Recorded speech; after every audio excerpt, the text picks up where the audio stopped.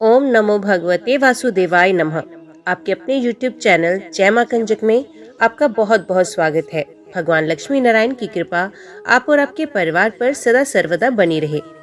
एकादशी व्रत कथा, ग्यारस माता की कथा। एक बार एक राज्य में एक राजा रहा करता था। राजा बहुत ही बुद्धिमान और बलशाली था। राजा सदैव अपनी प्रजा का बहुत अच्छे से ध्यान रखता था। प्रजा भी अपने राजा को बहुत पसंद करती थी। राजा की दो बेटियां थी। राजा अपनी दोनों बेटियों से बहुत प्रेम करता था। राजा की छोटी बेटी देखने में बहुत सुंदर और आकर्षक थी और राजा की बड़ी बेटी छोटी बेटी के मुकाबले थोड़ा कम सुंदर थी। राजा की छोटी बेटी ग्यारस माता की पूजा किया करती थी और सभी लोग राजा की छोटी बेटी से बहुत प्रेम करते थे और बहुत प्रशंसा किया करते थे। राजा भी अपनी छोटी बेटी को बड़ी बेटी से अधिक प्रेम करता था, जिस कारण राजा की बड़ी बेटी को अपनी छोटी बहन से बहुत नफरत होने लगी। राजा की दोनों बेटियां जब बड़ी हो गई, तब एक पड़ोस राज्य में रहने वाला राजकुमार राजा की बड़ी बेटी के लिए रिश्ता लेकर आया। लेकिन जैसे ही उस राजकुमार की नजर राजा की छोटी बेटी पर पड़ी, तो वे राजकुमार राजा की छोटी बेटी पर आकर्षण हो गया और उससे पहली नजर में प्रेम कर बैठा। उस राजकुमार ने राजा की बड़ी बेटी के साथ विवाह करने से मना कर दिया और उसने राजा से कहा कि मैं आपकी छोटी बेटी से विवाह करना चाहता हूँ। जिसके बाद राजा की बड़ी बेटी ये देखकर अपनी छोटी बहन से बहुत क्रोधित हुई और राजा की बड़ी बेटी ने अपनी छोटी बहन को अपना सबसे बड़ा दुश्मन मान लिया। राजा की बड़ी बेटी ने अपनी छोटी बहन से बदला लेने का निर्णय किया, जिसके लिए उसने अपनी छोटी बहन को जान से मारने का निश्चय किया। राजा की बड़ी बेटी ने अपनी छोटी बहन को मारने के लिए सबसे पहले एक लड्डू में जहर मिलाकर अपनी छोटी बहन को दे दिया और उसको लड्डू खाने के लिए कहा। लेकिन लड्डू खाने के बाद भी छोटी बहन को कुछ नहीं हुआ। बड़ी बहन ये देखकर बहुत आश्चर्यचकित हुई, लेकिन बड़ी बहन ने हार नहीं मानी और उसने जब रात में छोटी बहन अपने कमरे में सो रही थी, तब एक मटके में सांप रखकर उसके कमरे में छोड़ दिया। लेकिन सांप भी छोटी बहन का कुछ नहीं कर पाया। जिसके बाद बड़ी बहन ने अपनी छोटी बहन से कहा कि चलो हम लोग कुएं से पानी लेकर आते हैं। जिसके लिए वे अपनी छोटी बहन को पानी भरने के बहाने कुएं के पास ले आई और उसने अपनी छोटी बहन को कुएं में धक्का दे दिया। लेकिन छोटी बहन को तब भी कुछ नहीं हुआ, क्योंकि हर बार ग्यारस माता उसकी रक्षा कर रही थी और उधर बड़ी बहन अपने सारे प्रयासों के बाद असफल हो रही थी, जिससे वे बहुत क्रोधित होती जा रही थी। फिर उसने अपनी छोटी बहन के पास जाकर उसे खुद ही पूछा कि मेरी छोटी बहन, तुमको पता है भगवान ने सबकी मृत्यु एक निश्चित समय पर लिखी हुई है और कैसे तुम्हारी मृत्यु होगी क्या तुम जानती हो? तब छोटी बहन ने अपनी बड़ी बहन को बताया कि हाँ, मैं तो जानती हूँ मेरी मृत्यु कैसे होगी। छोटी बहन से ये सुनकर बड़ी बहन मन ही मन बहुत प्रसन्न हुई और उसने अपनी छोटी बहन से कहा कि तो मुझे अपनी मृत्यु का राज बताओ। छोटी बहन ने अपनी बड़ी बहन से कहा कि मेरी मृत्यु तो एक तोते में है। जो तोते के गले में एक हार है, उसमें मेरी मृत्यु होगी। जब तक कोई भी व्यक्ति तोते को मारकर वे हार अपने गले में पहनेगा, तो मैं मूर्छित हो जाऊंगी और जैसे ही उस हार को अपने गले से उतारेगा, तो मैं वापस से जीवित हो जाऊंगी। अपनी छोटी बहन की मृत्यु का राज जानकर बड़ी बहन बहुत ही खुश हुई और उसने अपनी छोटी बहन को मारने के लिए उसके पालतू तोते को ढूंढना शुरू कर दिया। और छोटी बहन को इस बात का आभास हो गया था कि कोई उसकी जान लेना चाहता है, जिसके लिए वे अपने पिताजी के पास गई और उसने अपने पिताजी से कहा कि पिताजी, मेरी मृत्यु के बाद आप मुझे जलाइएगा मत, बल्कि आप मुझे अपनी पुरानी हवेली में एक पलंग में लिटाकर छोड़ दीजिएगा। अपनी छोटी लड़की की ये बात सुनकर राजा बहुत आश्चर्यचकित हो गया। राजा ने अपनी छोटी बेटी से पूछा, बेटी, ये तुम क्या कह रही हो? तब राजा की छोटी बेटी ने बताया, पिताजी, समय किसी के लिए नहीं रुका, कब क्या हो जाए किसी को कुछ नहीं पता। और फिर राजा ने अपनी छोटी बेटी से कहा कि तुम ऐसी बातें क्यों कर रही हो? 2-3 दिन में तो तुम्हारा विवाह है। लेकिन छोटी बेटी ने अपने पिताजी को ऐसा करने पर मजबूर कर दिया और उनसे वचन ले लिया। राजा ने भी अपनी छोटी बेटी की बात स्वीकार की और 2-3 दिनों के बाद जब शादी का समय आया, तब राजकुमार बारात लेकर राजा के घर आया और राजकुमार और राजा की छोटी बेटी का विवाह शुरू हो गया। जैसे ही राजा की छोटी बेटी राजकुमार के साथ फेरे लेने लगी, तभी तो उसकी बड़ी बहन अपनी छोटी बहन के कमरे में जाकर उसके तोते को पकड़ लेती है और उसको जान से मार देती है। तोते के गले में जो हार था उसको अपने गले में धारण करती है। जैसे ही बड़ी बहन उस हार को अपने गले में धारण करती है, तो उधर उसकी छोटी बहन 3.5 ही फेरे ले पाती है और वहीं पर बेहोश होकर गिर जाती है। जिसके बाद राजा ने बड़े बड़े दर्द हकीमों को बुलाया और अपनी छोटी बेटी का इलाज करने के लिए कहा। राजा की बात सुनकर वैद्य ने छोटी बेटी की जब जांच की तो राजा को बताया कि आपकी छोटी बेटी ना तो जीवित है ना ही मरी हुई है। ये मैं ऐसा पहली बार देख रहा हूँ। राजा ने वैद्य और हकीम को ये बात बाहर बताने से मना कर दिया और उनको कहा कि अगर तुमने ये बात किसी और को बताई तो हम तुम्हें फांसी दे देंगे। राजा ने अपनी छोटी बेटी को पुराने महल में जाकर एक पलंग में लिटा दिया और वहाँ पर कुछ सैनिक को तैनात कर दिया। वापस अपने महल पर आ गया। राजा की बड़ी बेटी अपने पिताजी के पास आई और कहने लगी कि पिताजी, अगर ये शादी संपन्न नहीं हुई तो आपकी इज्जत का क्या होगा? आप कहें तो मैं आपकी इज्जत बचाने के लिए राजकुमार से शादी करने के लिए तैयार हूँ। जिसके बाद राजा ने अपनी बड़ी बेटी की बात मान ली। राजा ने बड़ी बेटी को छोटी बेटी के कपड़े पहनाकर मंडप पर भेज दिया, लेकिन राजकुमार ये जान गया कि ये राजा की छोटी बेटी नहीं है, बल्कि ये राजा की बड़ी बेटी है। लेकिन जब राजकुमार ने शादी करने से मना किया तो सभी लोगों ने राजकुमार को विवश करके राजा की बड़ी बेटी से बचे हुए फेरे को संपन्न करा दिया और विवाह करवा दिया। जिसके बाद राजकुमार राजा की बड़ी बेटी को अपने महल ले गया। राजकुमार राजा की बड़ी बेटी से ना तो बात करता था, ना ही उसको पसंद करता था और ना ही उसके आसपास भटकता था। और राजकुमार ने ये फैसला लिया था कि वे अपनी प्रेमिका को ढूंढ कर रहेगा और ये जानकर रहेगा कि उसके साथ हुआ क्या है। एक दिन राजकुमार अपने घोड़े पर सवार होकर राजा के पुराने महल के पास पहुंच गया, जहां पर उसने कुछ सैनिकों को देखा। महल के पास पहुंचकर राजकुमार ने जब महल को ध्यान से देखा तो वे समझ गया ये तो हमारे ससुर जी का महल है। तब राजकुमार ने सैनिकों से पूछा, तुम लोग यहाँ क्या कर रहे हो और इस महल के अंदर उस पलंग पे कौन लेटा है? जिसके बाद सैनिकों ने बताया कि यहाँ पर राजा की छोटी बेटी लेटी है। ये सुनकर राजकुमार बहुत खुश हुआ और वे तुरंत अपनी प्रेमिका के पास पहुँच गया और उसकी सेवा करने लगा। जैसे ही रात हुई तो राजा की छोटी बेटी उठकर खड़ी हो गई। राजकुमार ये देखकर बहुत खुश हुआ और उसने अपनी प्रेमिका से पूछा कि तुम यहाँ क्या कर रही हो? तुम मेरे साथ मेरे घर चलो। राजा की छोटी बेटी ने राजकुमार को सारी बातें बता दी कि मेरी जान एक तोते में बसी थी और मैंने ये बात सिर्फ अपनी बड़ी बहन को बताई थी और मुझे पता है कि उसने ही मुझे मारने का प्रयास किया है। उसके पास एक हार है जिसको वे सुबह पहन लेती है और रात को उतार देती है। जब तक वे हार को पहने रहती है तब तक मैं मूर्छित रहती हूँ और जैसे ही वे हार उतार देती है मैं जीवित हो जाती हूँ।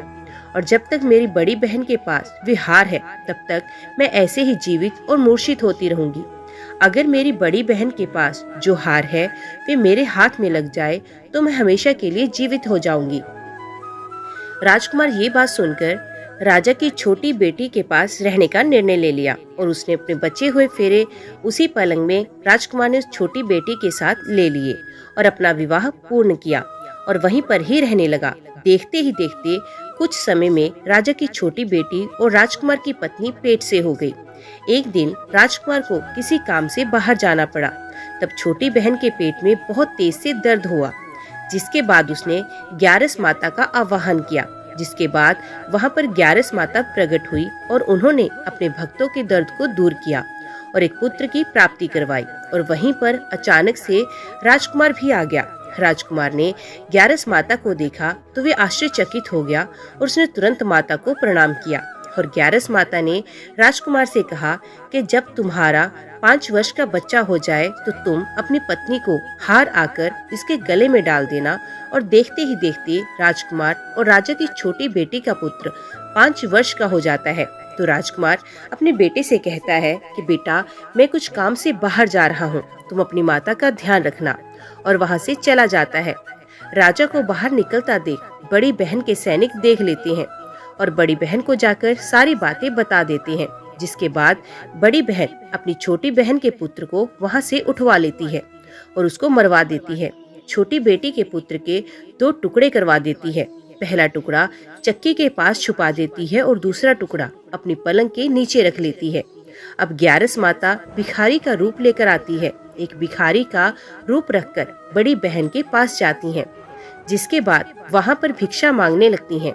बड़ी बहन अपने नौकरों से कहती हैं कि जाकर भिक्षा दे दो, लेकिन जैसे ही नौकर ग्यारस माता को भिक्षा देने के लिए आते हैं तो माता उन्हें मना कर देती है और कहती हैं कि मैं तुम्हारी महारानी से ही भिक्षा लूंगी।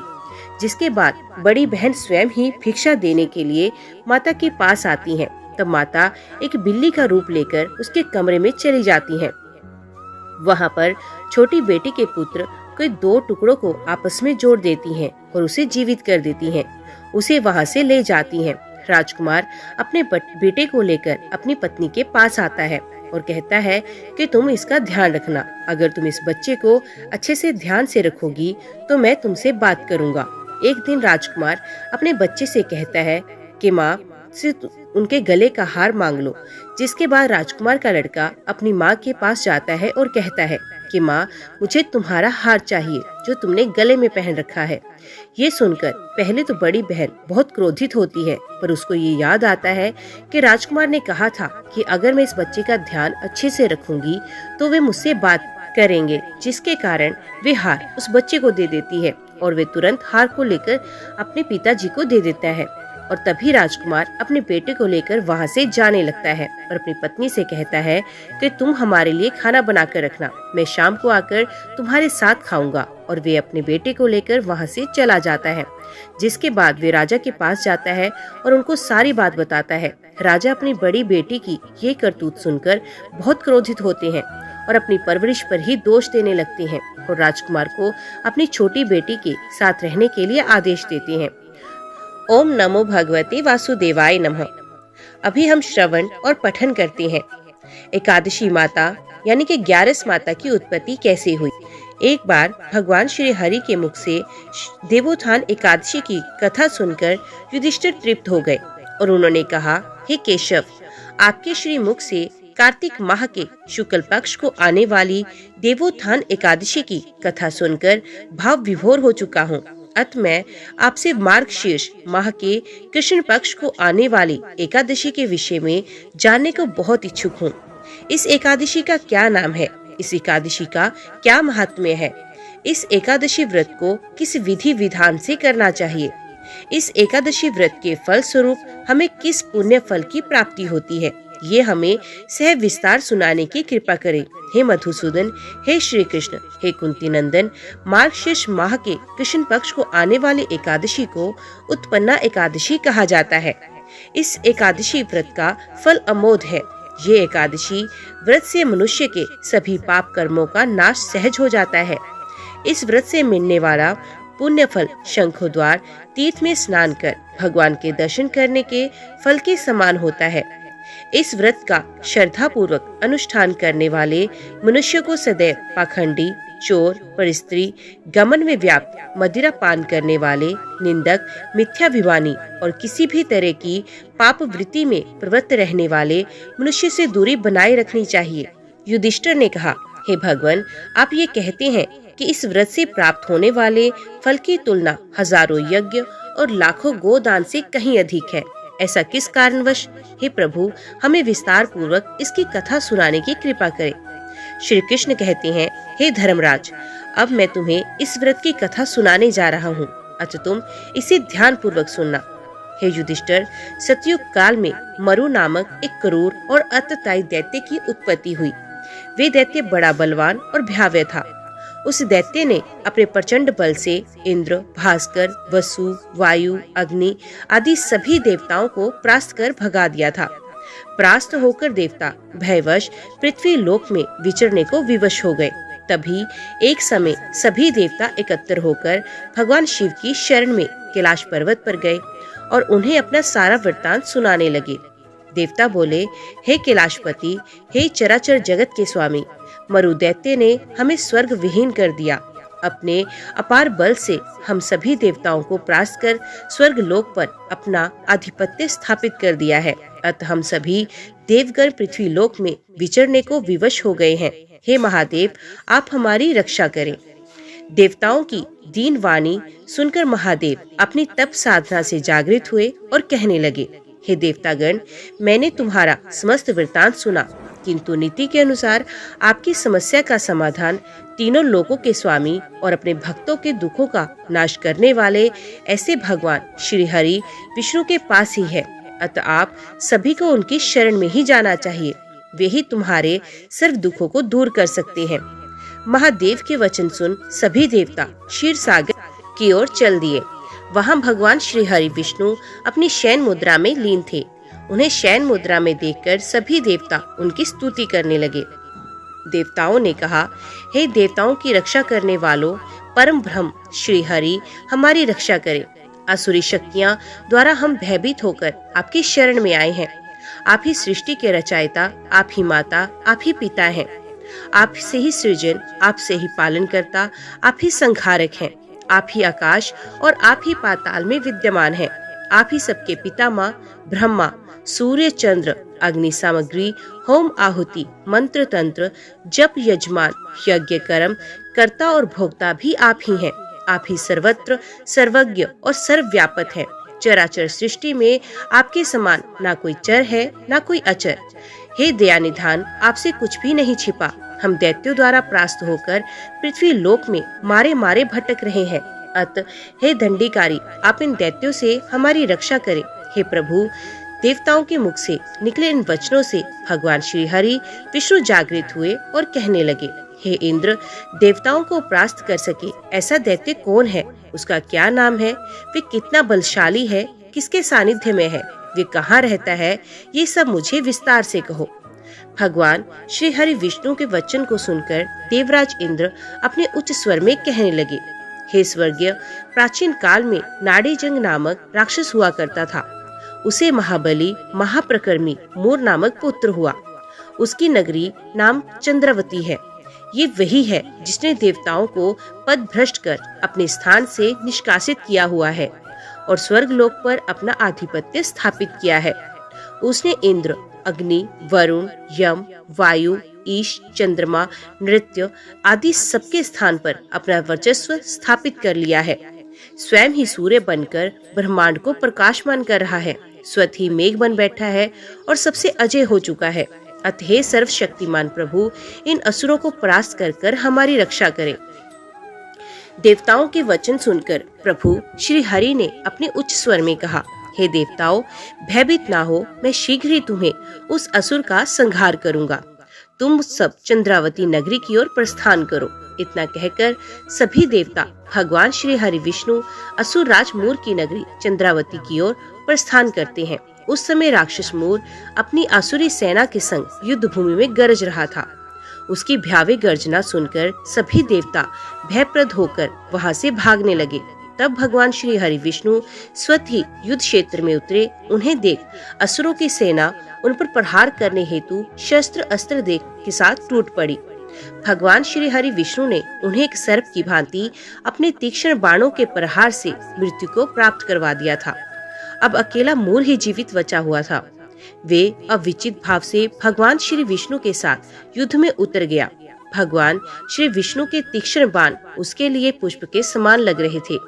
उसका संपूर्ण शरीर छिन्न भिन्न हो गया, किंतु वे युद्ध करता ही रहा। दोनों के बीच मल्ल युद्ध भी हुआ। पूरे 10,000 वर्ष तक उनका युद्ध चलता रहा, किंतु मूर पराजित नहीं हुआ। थक हार कर भगवान श्री हरि बद्रिका आश्रम की ओर प्रस्थान कर गए। वहां हेमवती नामक एक सुंदर गुफा में उन्होंने प्रवेश किया। ये गुफा 12 योजन लंबी थी और उसका एक ही द्वार था। भगवान वहां योग निद्रा में विलीन हो गए। मूर उनके पीछे पीछे गुफा में प्रवेश कर गया और भगवान श्री हरि विष्णु को योग निद्रा में देख उद्यत मन से उन पर प्रहार करने लगा। उसी क्षण भगवान श्री हरि के शरीर से एक दिव्य प्रकाश के साथ उज्जवल कांति में वर्णी एक देवी प्रकट हुई। देवी ने राक्षस मूर को युद्ध के लिए ललकारा, उसे युद्ध किया और उसे मृत्यु दंड दे दिया। जब भगवान श्री हरि विष्णु अपनी योग निद्रा से बाहर आए और उन्होंने देखा कि राक्षस मोर मृत्यु को प्राप्त हो चुका है और एक देवी उनके समक्ष खड़ी है। सारा वृत्तांत जानकर भगवान श्री हरि विष्णु ने कहा, हे देवी, आपका जन्म एकादशी पर्व पर हुआ, अतः आप उत्पन्ना एकादशी के नाम से जानी जाएंगी। आपके भक्त वही होंगे जो मेरे भक्त होंगे। ओम नमो भगवते वासुदेवाय नमः। आज की वीडियो में इतना ही। उम्मीद करती हूँ वीडियो आपको पसंद आई होगी। वीडियो पसंद आई हो तो वीडियो को लाइक और चैनल को सब्सक्राइब जरूर कीजिएगा। जय श्री हरि लिखकर कमेंट बॉक्स में अपनी हाजिरी और अपने सुझाव देना ना भूलेगा। तो मिलते हैं अगली कथा अगली वीडियो के साथ। तब तक के लिए देखते व सुनते रहिए। जय मां कंजक, जय माता दी।